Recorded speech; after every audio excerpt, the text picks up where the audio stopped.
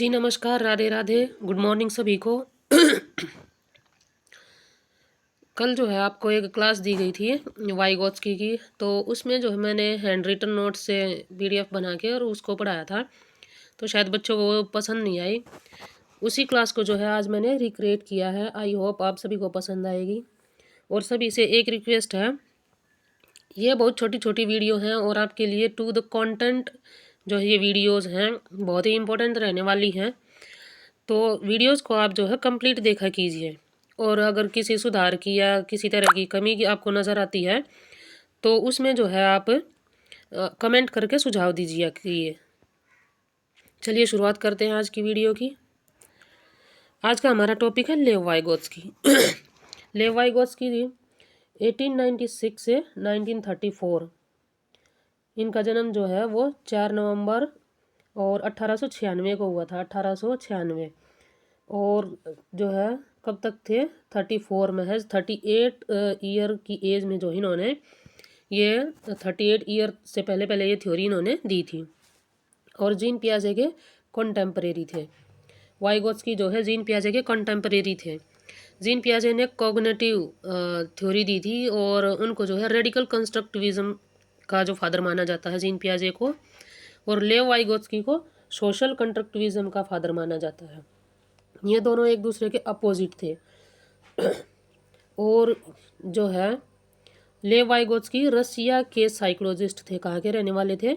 Russia के। इनकी book का नाम था लैंग्वेज एंड थॉट। बहुत ही इंपॉर्टेंट बुक है, एग्ज़ाम में कई बार पूछ लेते हैं, तो बुक का नाम आपको ज़रूर याद करना है, लैंग्वेज एंड थॉट्स। अभी चलिए थ्योरी करते हैं। कैसे क्या बोलती है थ्योरी, थ्योरी पे चलते हैं। क्या कहते हैं इनकी थ्योरी में जो है, एक होता है लर्नर और एक होता है एमक्यू। ये है एमक्यू। ये जो लर्नर है इसको, ये है यहाँ पे, इसको पहुँचना है यहाँ, तो यहाँ तक पहुँचने के लिए इसको एमके की ज़रूरत पड़ती है। जहाँ ये अपनी सिचुएशन में है, आप मान लीजिए इसने 12th पास की है और ये कोई वनडे एग्ज़ाम क्रैक करना चाहता है, तो जो इसने जो जब तक इसने 12th की है, इसका जो अपने पास खुद का ज्ञान है, वो इसकी अवस्था है ZAD। ZAD क्या है? Zone of actual development. Zone of actual development. इसको पहुंचना है यहाँ, तो इसको एक मदद की ज़रूरत पड़ेगी। ये इसकी जो है मदद है, इसका नाम है स्कैप फोल्डिंग। और जो लर्नर है और MKO है, इसके बीच के क्षेत्र को बोलते हैं ZPD, zone of proximal development, निकटतम विकास का क्षेत्र। क्योंकि यहाँ मान लीजिए यहाँ इसका स्कोर 80 बन रहा है और MKO की मदद से जो है इसका स्कोर 120 हो रहा है, तो जब ये मदद से यहाँ पहुँच जाएगा तो ये है इसका ZPD, ये है जोन ऑफ प्रोक्सिमल डेवलपमेंट। और ये ZPD जो है ये है जोन ऑफ पोटेंशियल डेवलपमेंट। जो मान लीजिए इसको इसके 80 मार्क्स बन रहे थे और यहाँ पे आने के बाद बन रहे हैं इसके 140, तो जो 80 और 140 के बीच का 80 से जो ये 140 पे गया है, ये है इसका पोटेंशियल। 140 क्या है? इसका पोटेंशियल डेवलपमेंट है। इसका ये पोटेंशियल बाहर आता है, तो इसको ZPD, zone of potential development बोलेंगे। देखते हैं कैसे क्या। MKO कौन हो सकता है? कोई भी जो है पेरेंट्स हो सकते हैं जिसको उससे ज़्यादा नॉलेज है, जिस एग्ज़ाम को उसको क्रैक करना है, उसको जिसकी मदद की ज़रूरत पड़ती है। कौन कौन हो सकते हैं? पेरेंट्स हो सकते हैं, फ्रेंड भी हो सकते हैं, टीचर या books. MKO more knowledgeable then other, उससे जो ज़्यादा जानकार होगा उसको हम MKO बोलेंगे। Second ZAD, zone of actual development. आपको बताया था जितना ज्ञान उसको पहले से और जितना वो जानता है, वो अवस्था क्या कहलाती है? ZAD।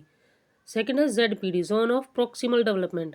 जब लर्नर को मदद की ज़रूरत होती है, मदद मांगता है, तो वो अवस्था होती है ZPD। लर्नर और MKO के बीच की जो सिचुएशन है उसको ZPD बोल देंगे। फिर है स्कैप फोल्डिंग। स्कैप फोल्डिंग को बोलते हैं पाड़ या मचान। जब उसको मदद मिल जाए तो उसको बोलते हैं स्कैप फोल्डिंग। इसको जो है सीढ़ीनुमा भी बोलते हैं। क्यों? क्योंकि एकदम से यहाँ तक नहीं पहुँच सकता ना, उसको स्टेप बाय स्टेप जो है प्रोसेस की ज़रूरत पड़ती है। तो इसीलिए स्कैप फोल्डिंग को सीढ़ीनुमा या स्टेयर्स भी कहते हैं। नेक्स्ट है ZPD।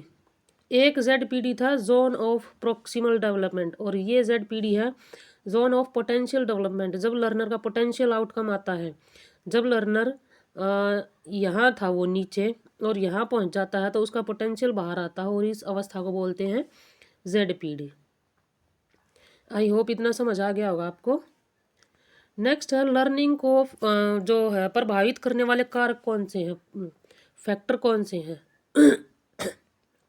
बच्चा जो है बड़ा होता है, धीरे धीरे कहाँ से सीखता है, कौन कौन से कारक उसको प्रभावित करते हैं। पहला है सोशल इंटरेक्शन।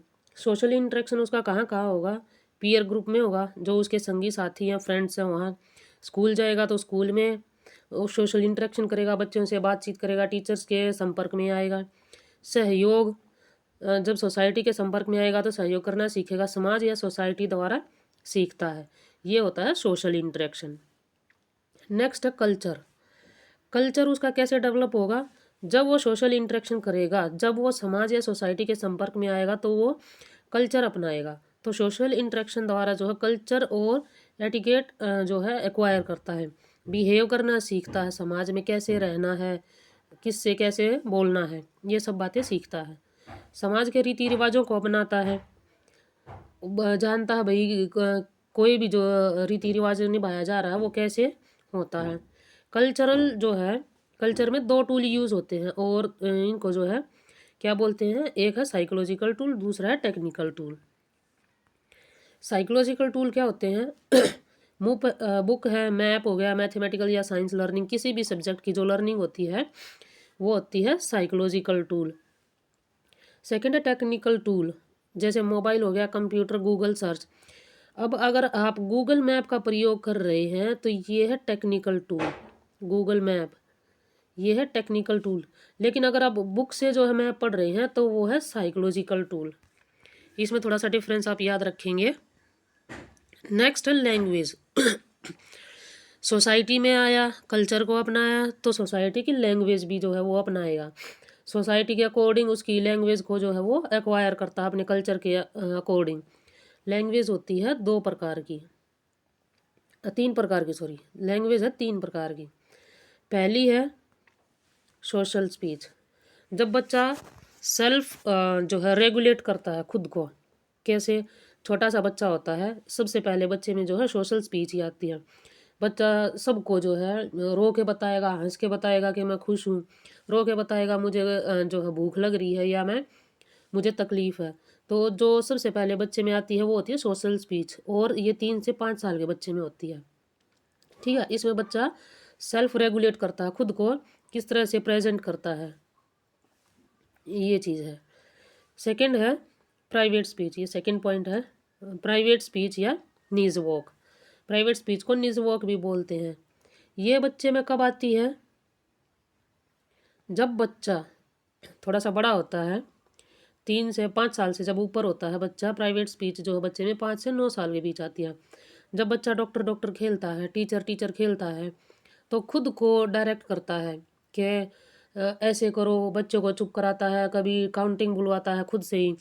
तो इसमें जो है बच्चा सेल्फ डायरेक्ट करता है, और ये उसमें कब आता है, जब बच्चे में एनिमिज्म आता है, तब स्पीच का विकास होता है। जैसे कि अपने टेडी बियर से खेलता है, उसको खाना खिलाता है, तो उसमें एनिमिज्म आता है, फिर वो खुद से ही डायरेक्ट करने लगता है सारी चीज़ें। फिर वो टीचर टीचर खेलता है उसके साथ, कभी डॉक्टर डॉक्टर खेलता है, तो ये क्या है, प्राइवेट स्पीच। और 5 से 9 साल के बीच के जो बच्चे होते हैं उनमें विकसित होती है। नेक्स्ट है इनर स्पीच। इनर स्पीच को क्या बोलते हैं, निज वॉक, जो अपने अंदर ही अपने आप से की जाती है। प्राइवेट स्पीच में अपने आप से तो वो करता है, खुद से तो करता है वॉक, लेकिन दूसरे को सुनाई पड़ती है, सब उसको देखते हैं भाई ऐसे खेल रहा है बच्चा। लेकिन इनर स्पीच में किसी को पता नहीं चलता क्या बोल रहा है क्या नहीं, वो अपने मन मन में उसके भाव विकसित होते हैं, उसके विचार विकसित होते हैं। ठीक है, उसमें जो है विचारों का विकास होता है। इस वॉक को, निज वॉक को ईगो सेंट्रिक स्पीच भी कहते हैं। इनर स्पीच को क्या बोलते हैं, ईगो सेंट्रिक, क्योंकि वो उसमें जो है अब्स्ट्रैक्ट थिंकिंग आती है। क्या आती है, अब्स्ट्रैक्ट थिंकिंग। ठीक है, यहाँ पे बच्चे में अब्स्ट्रैक्ट थिंकिंग आती है तो पता नहीं चलता वो सोच क्या रहा है, क्या बोल रहा है।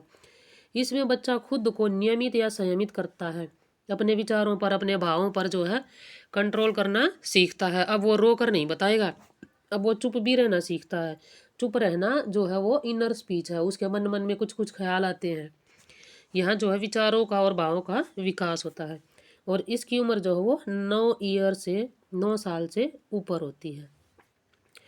तो ये कैसी लगी क्लास, प्लीज़ कमेंट करना, और हमसे जुड़ने के लिए चैनल को सब्सक्राइब करना, वीडियो को लाइक शेयर और कमेंट ज़रूर करना। और ये भी बताएं, जब आप पूरी वीडियो देखते हैं तो अभी बताना, जो रेलवे टीचर भर्ती के लिए प्रोफेशनल एबिलिटी का जो सब्जेक्ट है, क्या आपको वो भी करवाना है? तो प्लीज़ कमेंट करके बताएं। तो आज के लिए इतना ही, धन्यवाद।